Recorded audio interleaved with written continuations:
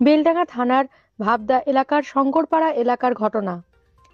পরিবারের লোকের অভিযোগ, তৃণমূল করার কারণে তাদের বাড়িতে বোমা ছুঁড়েছে কংগ্রেস আশ্রিত দুষ্কৃতীরা। বৃহস্পতিবার রাত্রে বাড়ির ছাদে বসেছিলেন তৃণমূল কর্মী আল্লারেখা শেখ। অভিযোগ, সেই সময় দুষ্কৃতীরা বোমা ছুড়লে তার পায়ে লাগে। রক্তাক্ত অবস্থায় তাকে হাসপাতালে ভর্তি করা হয়েছে। তবে অভিযোগ অস্বীকার করেছে কংগ্রেস। ঘটনার তদন্ত শুরু করেছে বেলডাঙ্গা থানার পুলিশ।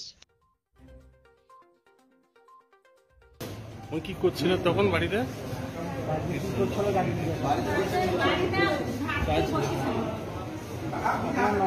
পড়ে যায় মানে বাড়িতে বসে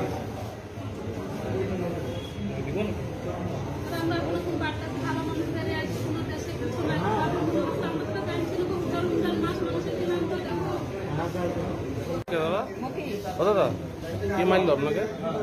আমাকে কংগ্রেসের লোকেরা। হ্যাঁ, কংগ্রেসের লোকেরা। কেন আপনার অপরাধ? অপরাধ আমরা তৃণমূল করি। চেনেন ওদিকে যারা মেরেছে চেনেন? হ্যাঁ হ্যাঁ, আর কেউ আহত হয়েছে আপনি ছাড়া? আমি অতটা বলতে পারবো না। কি মেরেছে? বোমা? আত্মীয়ের ব্যাপার তো। বোমা মেরেছে? হ্যাঁ, বোমা।